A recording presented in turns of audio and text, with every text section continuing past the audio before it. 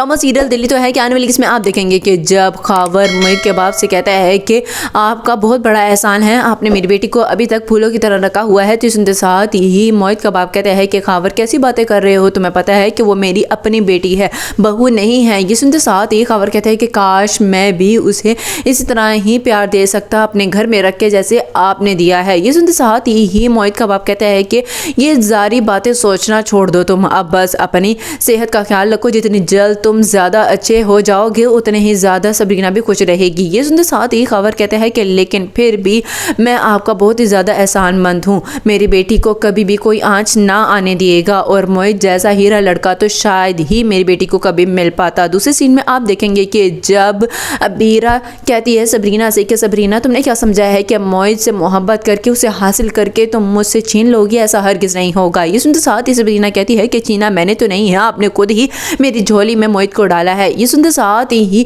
Sabrina को अबीरा कहती है कि तुम्हारी इतनी हिम्मत कि तुम मेरे आगे इतनी ज़्यादा ऊंची आवाज़ में बोलो, तो देखना अब तुम्हारे साथ क्या होगा जब हारून के साथ शादी करके मैं इस घर में मोहित के सामने फिरूंगी ना, फिर कितनी जलन होगी उसे। ये सुनते साथ ही सबरीना कहती है कि उस वक्त तक आप ये समझ रही हैं कि मोहित आपकी मोहब्बत में ही पड़ा रहेगा, नहीं, ऐसा हरगिज़ नहीं होगा, मोहित भी मुझे चाहने लगे हैं, ये आपके इतलाक के लिए अर्ज़ है। लास्ट सीन में आप देखेंगे कि जब अबीरा की माँ अचानक से हारून को अपने सामने देखती है तो कहती है कि हारून बेटा तुम कब आए, मुझे तो अबीरा ने बताया ही नहीं। तो इसके साथ ही हारून कहता है कि ये बात तो अभी आंटी अबीरा को भी नहीं पता है, मैंने उसे सरप्राइज़ दिया है, मैं बेचैन हो गया था क्योंकि वो मुझसे ठीक तरह से बात नहीं कर रही थी। ये सुनते साथ ही अबीरा की माँ कहती है कि वो मोहित को नहीं भुला पा रही है, न जाने क्यों इतना ज़्यादा सवार कर लिया है सबरीना और मोहित को उसने दिलो दिमाग पे। ये सुनते साथ ही हारून कहता है कि मैं जानता हूँ,